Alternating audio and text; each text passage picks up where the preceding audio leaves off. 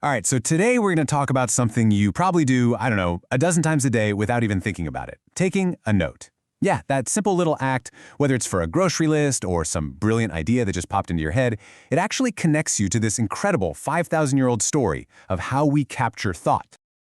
I mean, think about it for a second. What if that Notes app on your phone isn't really new at all? What if it's just the latest version of a piece of tech that's been evolving for 5,000 years? Well, that's exactly the journey we're going to go on today. And believe me, the scale of this journey is just massive.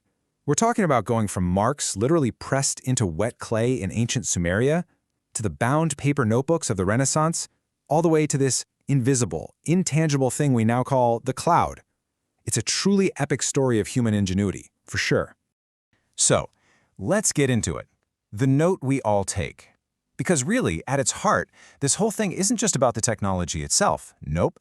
It's about this deep, fundamental human drive we all have, this need to take what's inside our own heads, our ideas, our memories, our plans, and give them a life of their own, outside the limits of our own brain. Okay, so let's start at the very beginning, from clay to codex. In the ancient world, getting a thought down, well, it wasn't as simple as just opening an app. Not even close. It was this huge effort. It was laborious, it was expensive, and it was an incredibly important act. Capturing information wasn't some everyday thing. It was a highly specialized skill. And what's so fascinating is how perfectly the material they used matched what they were trying to do. Just think about it, right? If you needed permanent accounting ledgers, stuff that had to last, you'd use super durable clay tablets. For official records or literature, you'd use these long papyrus scrolls. And for just a quick erasable note, you'd scratch it right into a wax tablet. That was basically the ancient world's whiteboard. Now, putting all that knowledge together into what we call a book or a codex, that was a whole other level.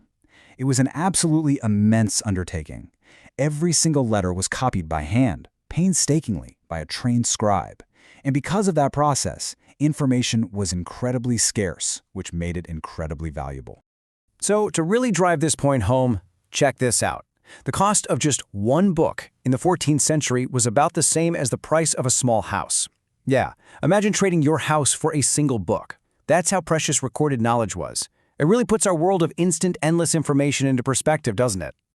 Okay, now we get to the next great leap, the part that truly changed everything: paper, pen, and power. See, when paper became widely available and then, crucially, the printing press was invented, it did a lot more than just make books cheaper. It literally took knowledge out of the hands of the elite and put it into the hands of the people. This triggered revolutions. Ideas could suddenly spread way faster than any authority could shut them down, fueling huge movements like the Reformation and the Scientific Revolution. And this new world of accessible information gave birth to this really powerful tool for personal thinking, the commonplace book. Now, this wasn't like a diary where you write about your feelings. Think of it more like your own personal analog Google. It was a curated collection of wisdom, quotes, and ideas. All the stuff you found important and wanted to remember. And this wasn't just some niche little hobby either. I mean, you had major thinkers like the philosopher John Locke who were huge fans. He saw the commonplace book as a super practical tool for self-improvement. It was a way to actively build up your own intellect by really engaging with the knowledge you were taking in. But maybe the ultimate example of this, the GOAT, if you will, is Leonardo da Vinci. We're talking about over 7,000 pages of his notes that survive today, just filled with sketches, inventions, observations, everything. They're an amazing testament to the raw power of having one single place to capture and connect all of your thoughts. His notebooks were really the absolute peak of the analog mind. So for centuries, Da Vinci's method was pretty much the gold standard. But the next big leap, well, that required a complete paradigm shift. And that brings us right up to the revolution that we are all living through right now, the digital revolution.